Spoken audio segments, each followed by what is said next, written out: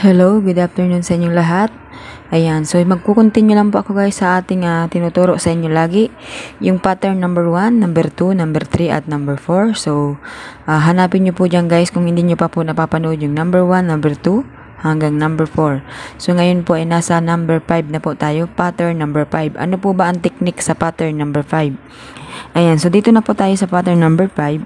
Ito po yung tinatawag natin na grupuhan. Okay? So, ito po ay grupuhan. Ano po ba yung tinatawag na grupuhan? Ito yung tinatawag natin guys na kapag halimbawa tayo po ay magsusumada, kung halimbawa po dito tayo kukuha ng nasa second row na po tayo, di ba? Ano po yung pwede natin palabasin? Ngayon, ito po yung nasa pattern number 5 na technique na gagawin natin. Halimbawa guys, dito sa baba, magsusumada tayo, magtitingin ka po doon sa nakaraan. Ibig sabihin po yung huling mga labas. Kung halimbawa po guys, ang nakita nyo dito ay lumabas ang 19:34, tapos dito naman ay 18:31. So, tingnan nyo po doon sa mga nakaraan kung ano po yung mga kapares niya po dati. So, tingnan nyo dito, 18:31. So, magkasama sila.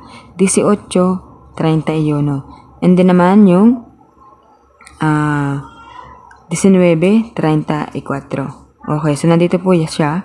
34 Gs. So, nandito po si 36, kaya 34, 36, 34. Kaya naglabas si 34 dahil nasa tapat po siya nung 36. Nagets niyo po ba yung ibig ko sabihin? Tingnan niyo po dito sa taas, 18, 19.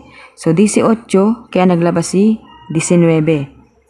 Tapos yung 34, kasama po siya dito sa 36. Dito naman siya kumuha.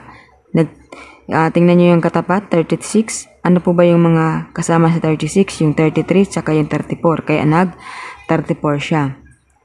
Okay, so dito naman po tayo sa 18:31. So yung 31 sa taas, ang kasama niya ay si 2. Tingnan nyo ha, 31, 18, 31, 19. Magkakasama po sila, nasa grupuhan. 26. Tuturo ko sa inyo, di ba? Nakita nyo, 26, 31, 19, 31, 18, okay? 31, 18, 26, 19, 36.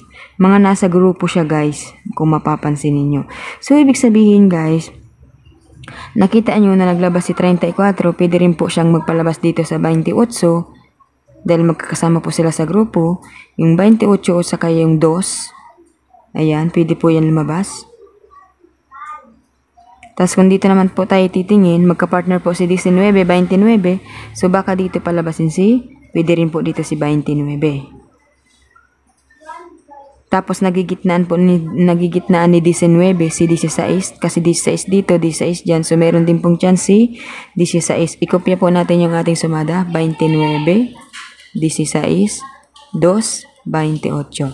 Okay, pansinin nyo dito guys, 28, 18, 8. So, tingnan nyo dito. 8, 28, 18, 19. Ayan o. 19. Ayan. Di ba yan tinatawag nating pattern number 5. Yung titingnan nyo yung mga grupuhan na sino yung magkakasama doon sa mga huling labas ng STL ninyo. Ayan. So, ito pong example na ito ay STL po ito ng Camarines Norte.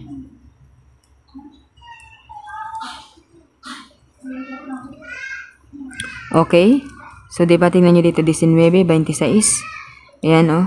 26, 18, 19, 36. Magkakagrupo sila guys. 31. Ayan o. 31, 19, 18, 31. Okay. So, pwede rin si 32 kasi pasunod din po siya sa 31. So, pwede rin mag-32 dito. Pasunod po sa 31.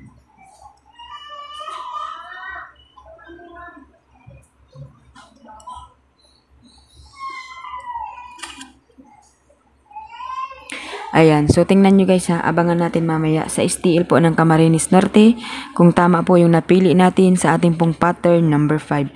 Ganyan po kasi guys yung ginagawa nila. tinuro ko na sa inyo yung pattern number 1, number 2, number 3, number 4. So, ngayon naman tayo ay nasa pattern number 5. So, sana po meron kayong natutunan sa ating pong mga tinuturo sa inyo. Ayan, so napakasimple lang naman guys ng tinuturo ko sa inyo. Madali lang pong siyang matutunan. Tingnan nyo po yung nakaraan, yung mga huling labas, kung ano po yung mga magkakasama sa grupo nila. Okay, so tingnan nyo kasi dito guys, nag-20 sa sa ace ng nakaraan.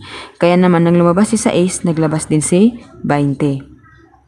Okay, so sana nagigets ninyo.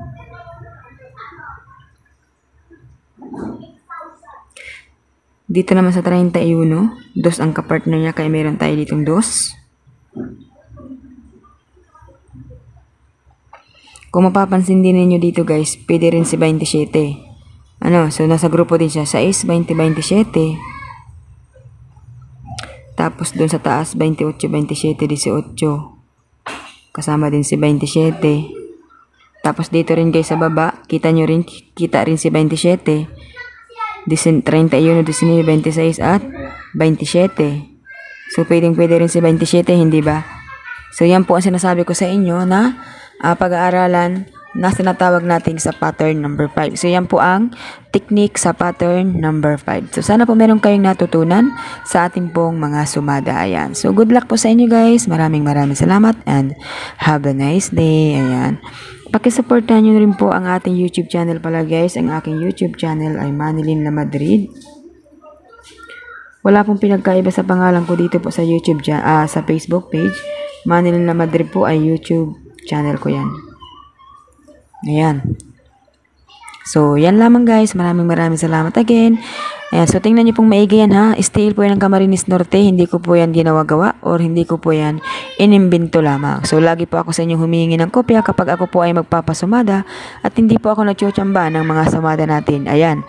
So, meron po tayo again na tinuro sa inyo. Sana meron kayong natutunan dyan. Good luck sa inyo guys.